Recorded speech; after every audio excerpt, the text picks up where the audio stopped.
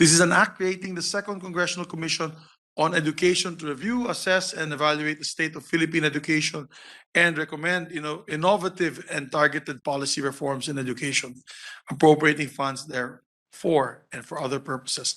With the permission, Mr. President, I move that we recognize the chairperson, Senator Win Gatchalian. Senator Gatchalian is recognized. Parang ayaw mo sabihin ah. Parang ayaw mo sabihin ah, Majority Leader. Sorry. Thank you, Majority Leader. Thank you, Mr. President. Mr. President, esteemed colleagues, good afternoon.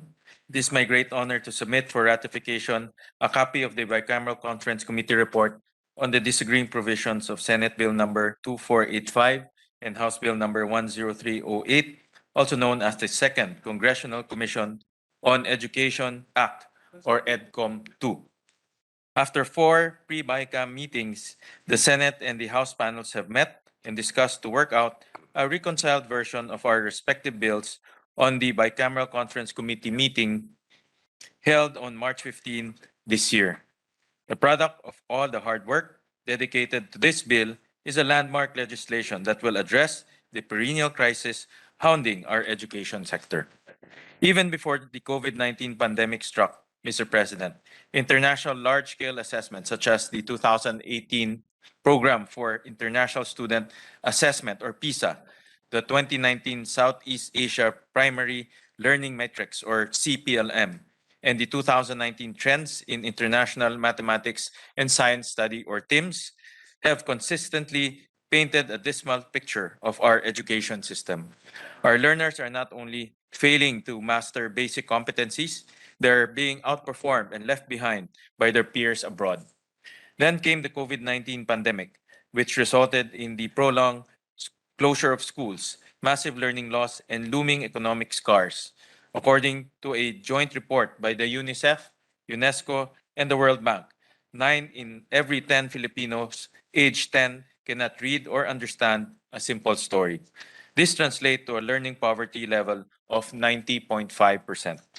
Mr. President, a crisis of this magnitude requires no less than the most intensive policy review in the history of our government through the creation of EDCOM II. This congressional body will conduct a national assessment and evaluation to recommend specific, targeted, and time-bound solutions, which will enable our education agencies to improve their performance vis-a-vis measurable indicators with the end goal of delivering accessible, inclusive, and quality education that is at par with global standards.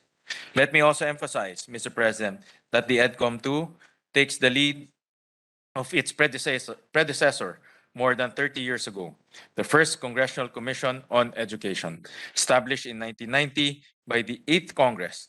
It was the most extensive and intensive public consultation in the history of Philippine governance, one that aimed to address a similar crisis in education. As the 18th Congress goes down in history, I am proud to say that our legacy will include this consequential piece of legislation. At this point, Mr. President, I would like to thank the co-authors of this measure, Senator Sani Angara, Minority Leader Senator Frank Drilon, Senator Grace Poe, Senator Joel Villanueva, Senator Amy Marcos, Senator Nancy Binay, the Majority Leader Senator Mick Zubiri, and Senator Cynthia Villar. Furthermore, I would like to extend my deepest appreciation to my fellow conferees at the Bicameral Conference Committee, Senator Frank Drilon, Senator Sani Angara, Senator Joel Villanueva, and Senator Grace Poe. I would also like to thank the Minority Leader for his invaluable contribution in resolving the issues raised during the Bicameral Conference. Let me also thank the different stakeholders who helped us in the crafting of this measure: the Department of Education, the Commission on Higher Education, Technical Education and Skills Development Authority, Ministry of Basic, Higher and Technical Education, Bangsamoro Autonomous Region in Muslim Mindanao, Philippine Institute for Development Studies, Philippine Normal University, University of the Philippines, College of Education, University of the Philippines, National College of Public Administration and Governance, University of Santo Tomas, Father Ben Nebres, Brother Armin Luistro, Dr. Florencia Charito Imperial Sebastian, Professor Napoleon Imperial, Philippine Elementary School Principals Association, the Association of Local Colleges and Universities, Philippine Association of State Universities and Colleges, Coordinating Council of Private Education Association of the Philippines, Sinergia, INET Philippines, and Philippine Business for Education. Mr. President, the comprehensive details of the disagreeing provisions are reflected in the joint explanatory statement.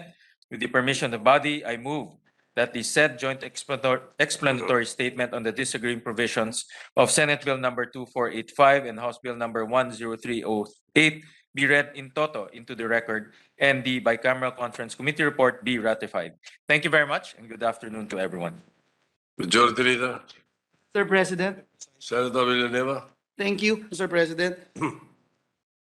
Mr. President, distinguished colleagues, we face the close of the 18th Congress with a realization that our task is not yet finished. The bicameral conference committee report on EDCOM II, which we have just ratified or we're about to ratify, demonstrates that we are still building the foundation of our country's future. If passed into law, the creation of a Second Congressional Commission on Education will be one of the greatest contributions of the Senate because it tackles the education not only of the present generation.